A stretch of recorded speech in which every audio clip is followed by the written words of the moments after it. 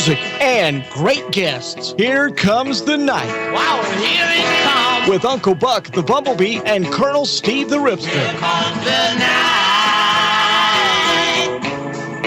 Here comes the night. Ooh, yeah.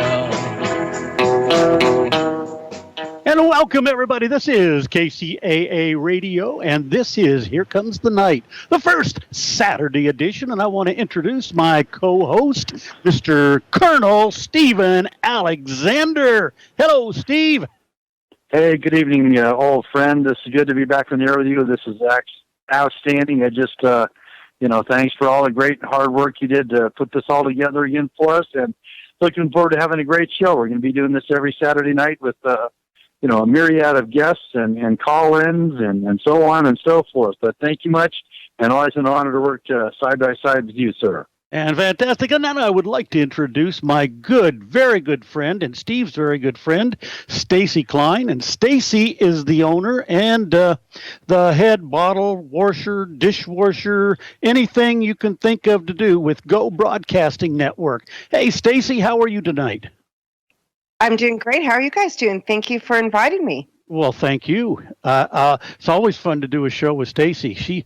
She adds color to the show.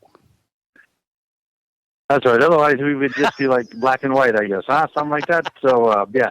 Stacy, it's good to hear your voice again on the air. Thanks much for joining us there. Yeah, thank you, guys. It's always a lot of fun to be with you guys on radio. And Steve, I hear that you're at a reunion of some kind? I actually am. I'm a graduate of Colorado State University, Pueblo. I was a class of 1975. Nothing like aging myself here, but I'm here for the 40th reunion of my college fraternity, Tau Kappa Epsilon. We've got frauders, as we call ourselves, that have come in from New Jersey, California, Texas, quite a few from Colorado, of course.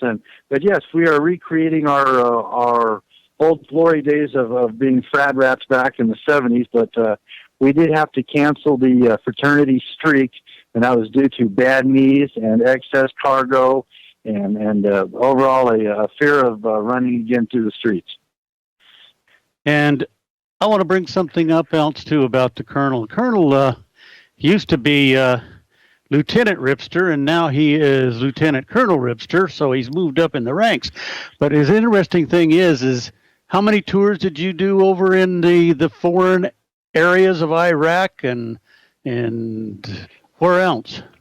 Well, first off, before you even talk about me, let's send out a prayer and best wishes to all the veterans of all the services and those that have gone into harm's way for our country, and blessings and the best to all of them. But as for me, in 2004, I did my first tour in the Middle East. I was in Iraq. I was actually part of the early days of trying to, get the new Iraqi army up and running. And, in August 2004, we had an incident at our base where a couple of bad guys got in water tankers with explosives, and then I got knocked on the head. I always said if I was good looking and tall like Buck, I wouldn't be here. A little bit of truth to that, but after that, I did make a second trip back over to the Middle East back in 2010 and 2011.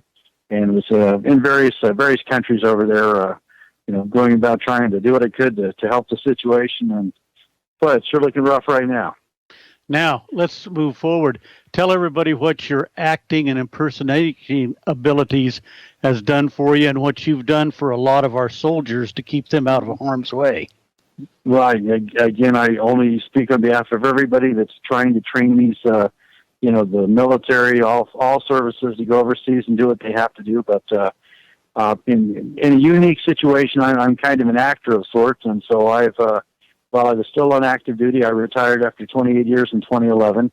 But I would frequently, in training exercises, dress up as a British officer, perhaps a German officer, a Romanian officer on occasion, various senators and congressmen, and we would basically set these really elaborate for lack of a better word, just to call them scenarios where these soldiers would come in and have to deal with, irate guy from the State Department because somebody fired at the mosque even though the bullets were coming from the mosque, or things of that nature, or just a myriad of problems you can have at war that are, above and beyond even what's going on the battlefield. So we did that all kinds of training, and as a result, and because I was fairly good at that, I got to do that the years that I wasn't deployed overseas, and enjoyed the heck out of it.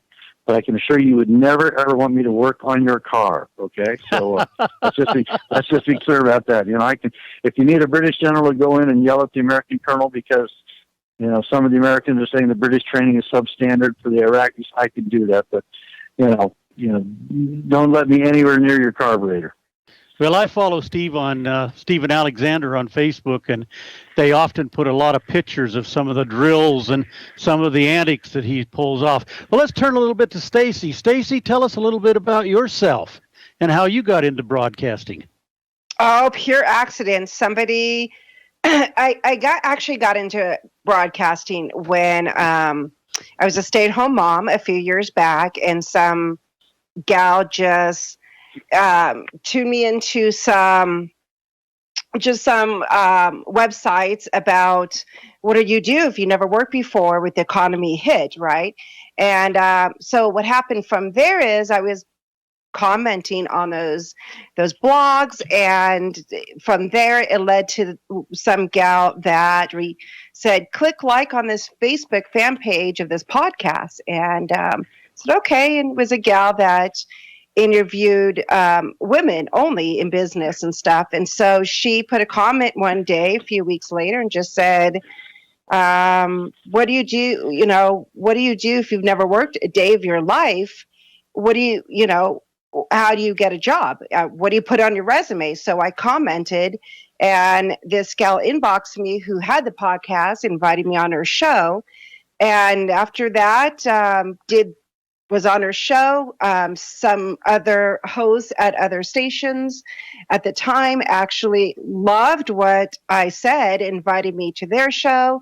And few people asked me months later, like, have you thought about hosting your own show? And I'm like, no. And took some time and thought about it and hosted my own show at another station, and started that and took time off, especially in the summertime because I have little kids. And missed it so much that I decided in November in 2012, launched my station, and, doing really well now. And, it's called Go Radio Broadcasting, and it's mostly geared to entrepreneurs. So we have a variety of shows of people in business and from coaches, you name it. So we've just been growing, and it's kind of nice. Well, I always appreciate. Sorry, Rip. I always appreciate Stacy joining us. We did a lot of sports shows last fall during the football season, all three of us together, and had a ball and had a blast. Yes, we did. Mm-hmm. And then it's really nice to be back to KCAA. KCAA and I go back a long ways. In fact, folks, if you ever want to just go to their podcast library, I have several shows in their podcast library, and I go there and kind of listen to them and think, wow. Some of them is 12 years old even in that library that they have. They got the best podcast library, and every one of our shows are podcasted and stored there, and so then we're able to download them and utilize them. And KCAA, I can't say enough for KCAA. They've been good to me, and I'm happy, and I know Steve is, to be back doing a show, especially nighttime shows. We like doing nighttime so we can talk about music and talk about just about anything. Steve, you said you've got some great guests coming up here in a few minutes. Give us kind of a view of them. I would be honored to.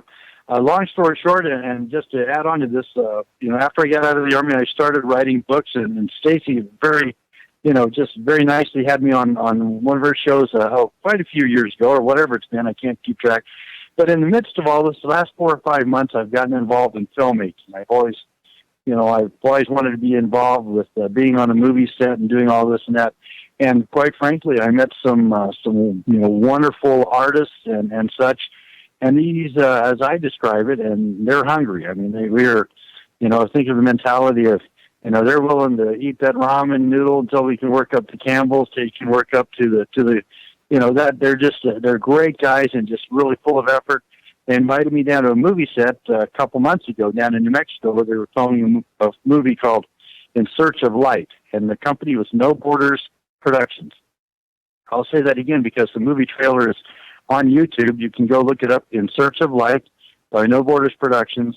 And I had the privilege and honor of just, getting down to the film set and digging right in there with, helping them get some props and do some other neat things that we did. So, in the meantime, it just lit a fire, I guess, for lack of a better word. And so, meantime, I'm writing scripts, and then it all led to a great friend of mine in U.S. Army, and he is his cousin and his wife. Basically, not that long ago, and we're going to talk to them shortly. That's Jim and Heffel. They have taken over the Roy Rogers Ranch out there near Victorville, California. Well, as one thing led to another, and some great meetings, and some, again, I've been lucky lately. I just seem to run into really great people, and we're going to make a movie out there this summer, and at the Roy Rogers Ranch. So we're going to have the new owners of the Roy Rogers Ranch call in here in about probably 10 minutes or so, and we're just going to talk to them. They have some big plans for what they're going to do out there, as far as maybe bringing in more filmmaking. And they just did a wonderful job, and they're great people. And so they'll be with us, and also as we go over time here. Not a secret to everybody, but I've on occasion chased a few UFOs and such, and I've got a myriad of guests that are going to come talk about that subject matter. So, here comes the night. You never know. It's our radio show is like a box of chocolates. You never know what you're going to get. And so that's what we got going on later tonight. And good chance we might possibly get a call from my friend Hussein Ahmed, who's got a fascinating story that. When I first met him, he's the director and the producer of the In Search of Light film. But fascinating, just a wonderful guy, and we'll talk to him hopefully here, maybe tonight as well. But how's that? Well, that's fantastic. Well, hold on, everybody. We're going to take just a small little break and hear from Plexus, and we'll be right back in about 60, 70 seconds or so. Uncle Buck, the Bumblebee, and Colonel Steve the Ripster. Wow, here it comes. Here comes the night. Here comes the night. Here comes the night. Ooh, yeah. 25 people are needed now to try out Plexus worldwide products. If you need help with weight loss, diabetes, psoriasis, migraines, acid reflux, gout, high cholesterol, or pain, get your Plexus. Sign up, and your first 60 days of products are at no cost to you. Email direct, tryplexusfree@gmail.com. That's tryplexusfree@gmail.com. Need help finding local resources like food banks, community meals, clothing, shelter, baby supplies, medical assistance, utility or telephone assistance in your area? The Helps Resource Directory is where to find the local resources you need fast. Helps gathers as many local sources into one online, easy-to-use, sortable database where anyone can find the help they need with the click of a mouse. The Helps Resource Directory is free for anyone to use, and it's accessible by any cell phone, tablet, or computer 24 hours a day, 7 days a week. Need help finding food, clothing, shelter, baby supplies, medical assistance, utility, or telephone assistance in your area? Check out Helps Resource Directory now. It's free for anyone to use. Visit helpsresourcecenter.com. That's helpsresourcecenter.com.